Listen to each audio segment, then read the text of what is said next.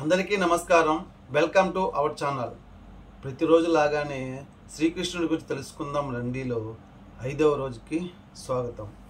ఈరోజు నిన్న వచ్చి ఒక 5 మహావిష్ణు అవతారాలు తెలుసుకున్నాం.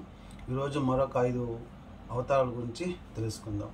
తెలుసుకునే ముందు నా యొక్క ఛానల్ ఇంకా సబ్స్క్రైబ్ చేయకపోతే సబ్స్క్రైబ్ చేసుకోండి. అలాగే వీడియోని స్కిప్ చేయకుండా ఆఖరి వరకు చూడండి. చూసిన తర్వాత లైక్ అనేది చేయండి. ఇక వీడియోలోకి వెళ్దాం రండి. 6వ అవతారం పరశురామ అవతారం. మహర్షి జమదగ్ని రేణుకుల పుత్రుడు పరశురాముడు. ఒకనాడు రాజైన కార్తివీర్యార్జునుడు వేటకు వచ్చి జమదగ్ని ఆశ్రమాన్ని దర్శించాడు. వచ్చిన రాజుకు అతని పరివారానికి జమదగ్ని దివ్యాంశ సంభూతునమై కామధేను సహాయంతో సమస్త రాజోపరిసరాలతో మృష్టాన్న భోజనం సమకూర్చాడు. దురాశతో ఆ గోవును తనకిమ్మని మునిని రాజు కోరాడు. తిరస్కరించాడు జమదగ్ని. రాజు అధికార మదంతో జమదగ్నిని లక్ష్య పెట్టగా ఆ ధేనువును దూడతో సహా బంధించి తీసుకుని తన రాజ్యానికి బయలుదేరాడు. విషయం తెలిసిన పరశురాముడు పరశువే అయ్యాడు. దారిలోకి కార్తివీర్యార్జునుని ఎదుర్కొని చంపివేశాడు. కార్తివీర్యార్జునుని పుత్రుడు పగతో పరశురాముడు ఆశ్రమంలో లేని సమయంలో ఆశ్రమంలోకి ప్రవేశించి జమదగ్నిని చంపి బీభత్సం సృష్టించారు. తల్లి ఆర్ధనాదాన్ని వినిన పరశురాముడు తిరిగి వచ్చాడు. నేలబడి ఉన్న తండ్రి సరస్సును చూచాడు. ఉగ్రుడైనాడు. వెంటనే మహిష్మాతి నగరం ప్రవేశించి కార్తివీర్యార్జుని 9 పుత్రులను వధించి తల్లిని ఓదార్చాడు. క్షత్రియ వంశాన్ని నిర్మూలిస్తానని ప్రతిజ్ఞ చేశాడు. పరశురాముడు ప్రతిజ్ఞను నెరవేర్చుకున్నాడు.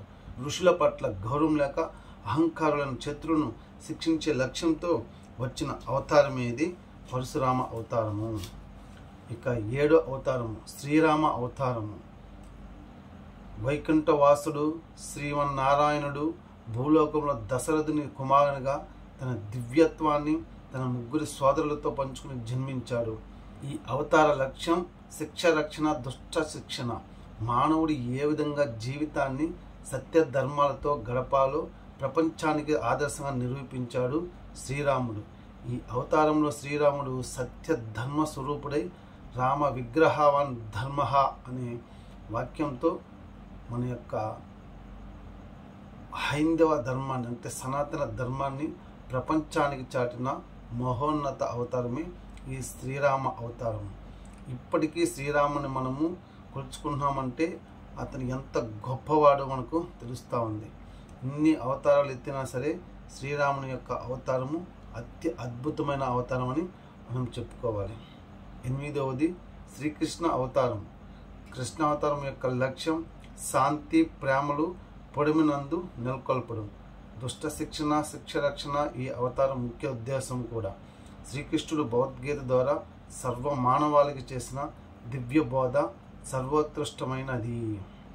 ఇక శ్రీకృష్ణుడి గురించి చెప్పాలంటే మహావిష్ణు అవతారాల్లో శ్రీరామ అవతారం, కృష్ణ అవతారమే చాలా ముఖ్యమైన అవతారాలు.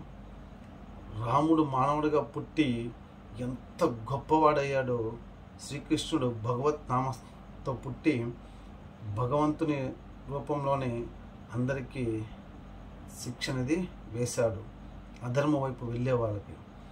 అలాగే మన యొక్క ధర్మాన్ని కాపాడడం కోసం మనిషి ఎలా బ్రతకాలి, ఎలా జీవించాలి, ఇక్కడ ఏమీ లేదు, భగవంతుని నామస్మరణ తప్ప ఇంకేమీ చేయరాదు అనేసి ప్రతి అందులోనూ నేనున్నాను అంటే భగవంతుడు ఉన్నాడని చెప్పి మనిషి ఎలా జీవించాలి, ఏ కష్టం వచ్చినా ఎలా ఉండాలి, ఇక్కడ అన్న, తమ్ముడు, చెల్లి, అమ్మ, నాన్న అనే బంధాలు ఏమీ లేదు, అన్నీ నేనే అని తెలియపరిచి ప్రపంచానికే ఒక తలమానికం మన యొక్క భగవద్గీత.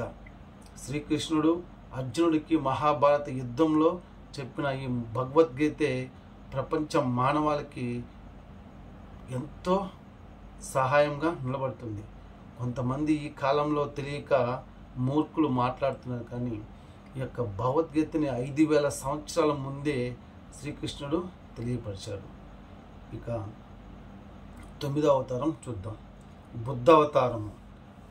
ఈ బుద్ధ అవతారంలో ప్రతి మానవుడు బుద్ధి స్థితిని అష్టాంగ మార్గం ద్వారా చేరగలడని తన నిజ జీవితంలో ఆచరణాత్మకంగా ఆదర్శముగా అందించి చూపాడు బుద్ధుడు. కోరికలను జయించి ప్రేమ కరుణతో జీవయాత్ర సాగించమని ఉద్బోధించాడు. 5వ అవతారం కల్కి అవతారము.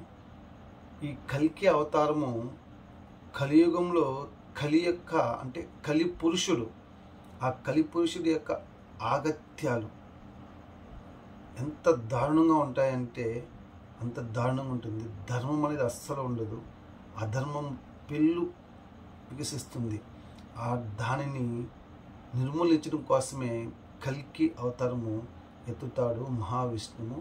ఆఖరి అవతారం ఆ కలి పురుషుని చంపిన తర్వాత మళ్ళీ ధర్మ సంస్థాపనని స్టార్ట్ చేస్తాడు మన యొక్క మహావిష్ణువు కల్కి అవతారంలో. ఈరోజు 10 అంటే మన యొక్క 10 అవతారాలు, మహావిష్ణువు 10 అవతారాలు తెలుసుకున్నాం కదండి. రేపటికి మరికొన్ని తెలుసుకుందాము. అంతవరకు జై కృష్ణ, భారత్ మాతాకి జై.